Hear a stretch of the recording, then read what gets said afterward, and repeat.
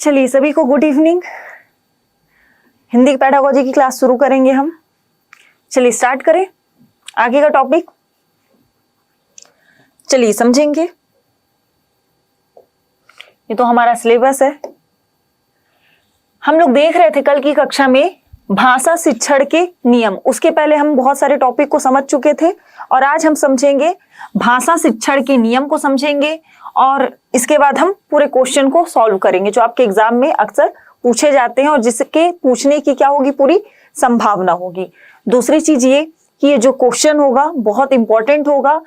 ये क्वेश्चन आपको सिलेक्शन दिलाएगा। जरूरी नहीं है कि एज इट इज पूछा जाएगा, लेकिन ये क्वेश्चन जो दिखेंगे आपको वैसे ही क्वेश्चन आपके एग्जाम में देखने को मिलेंगे।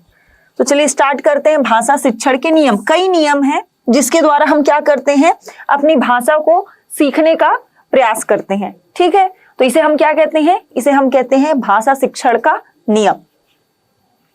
पहला नियम क्या है? पहला नियम है मूर्त से अमूर्त की ओर, कॉन्क्रीट टू अब्स्ट्रैक्ट। अब इसमें होता क्या है, तो मनोवैज्ञानिक मानते हैं, मनोवैज्ञानिकों का मत है कि बच्चों का मानसिक विकास इतना नहीं होता कि वे अमूर्त अवधारणाओं को समझ सके। इसीलिए अक्सर जो भाषा सीखी जाती है वो किससे सीखी जाती है, वो मूर्त से अमूर्त की ओर सीखी जाती है। इसका अर्थ क्या है? इसका अर्थ ये है कि बच्चा क्या करता है, घर में चीजों को स्पष्ट रूप से देखता है, समझता है। जैसे वो अपने पेरेंट्स को बातचीत करते हुए देखता है, वो अपने बड़े भाई बहनों को और फैमिली के जो अदर मेंबर्स होते हैं उनको वो साक्षात प्रत्यक्ष रूप से देखता है, सुनता है। तो वो क्या करता है, वो मूर्त रूप से भाषा सीखने का प्रयास कर रहा है। तो ये क्या किया, मूर्त से सबसे पहला अपना स्थानीय भाषा सीखा या घर की भाषा सीखी। ठीक है, घर की भाषा को उसने सीखा। फिर घर की भाषा को सीखते हुए वो स्कूल की भाषा को सीखता है।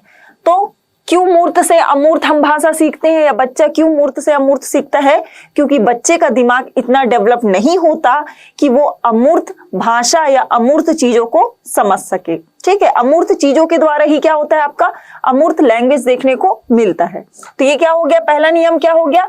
पहला नियम हो गया मूर्त से अमूर्त की ओर। ठीक है, ये काला काला बहुत खराब दिख रहा है, मैं कलर चेंज कर देती हूँ पेन का।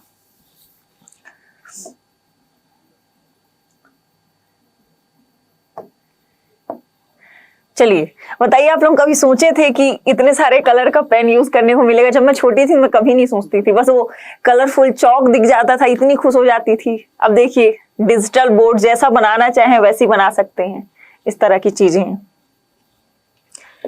अगला क्या है, ज्ञात से अज्ञात की ओर। कि जैसा कि हमने पढ़ा, यहाँ पर क्या पढ़े हम, कि मनोवैज्ञानिक मानते हैं कि बच्चों का मानसिक विकास इतना नहीं हुआ रहता कि वो अमूर्त चीजों को समझ सके या अज्ञात चीजों को जान सके। इसीलिए वो मूर्त से अमूर्त की ओर जाते हैं, इसीलिए वो ज्ञात से अज्ञात की ओर जाते हैं। ज्ञात से अज्ञात की ओर जाते हैं का मतलब क्या है?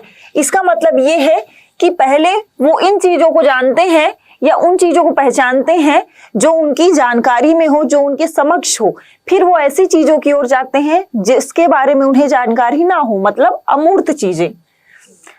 इस नियम से अभिप्राय है कि बालकों को जो ज्ञान प्राप्त होता है वे उसी ज्ञान पर नए ज्ञान की नींव रखकर ज्ञात से अज्ञात की ओर अग्रसर होते हैं। ये ना आपको एज इट इज एग्जाम में ऐसे देखने को नहीं मिलेगा, लेकिन जब आपका एग्जामिनर क्वेश्चन देगा ना, दिखने में आपको ना ये सब पढ़ने के बाद आप लोगों को लगेगा कि ये मैम ने इतनी सारी चीजों को पढ़ा है वो तो नहीं आया। लेकिन मुझे भी पता है कि सारी चीजें नहीं आएंगी, एज इट इज नहीं आएंगी। ध्यान देंगे, एज इट इज नहीं आएंगी, लेकिन इन सबको पढ़ाने का उद्देश्य मेरा ये है कि आपका जब हिंदी पेडागोजी हो, सीडीपी हो, उसको आप इजिली सॉल्व कर सके। नहीं तो पता होने को तो आप देखेंगे सिलेबस कितना सीमित कर दिया है, पठन लेखन, ठीक है, लिखना पढ़ना बस खत्म कर दिया उतना में। आपका सीडीपी में भी सीमित सिलेबस कर दिया, पर हम विस्तार से क्यों पढ़ रहे हैं? ताकि कहीं पर से भी कोई गुंजाइश ना रह सके और हम एग्जाम निकाल सकें। ठीक है, तो समझ में आ गया हमने कितना पढ़ा, कितना नियम पढ़ा? पहले हमने पढ़ा मूर्त से अमूर्त की ओर, मूर्त से अमूर्त की ओर।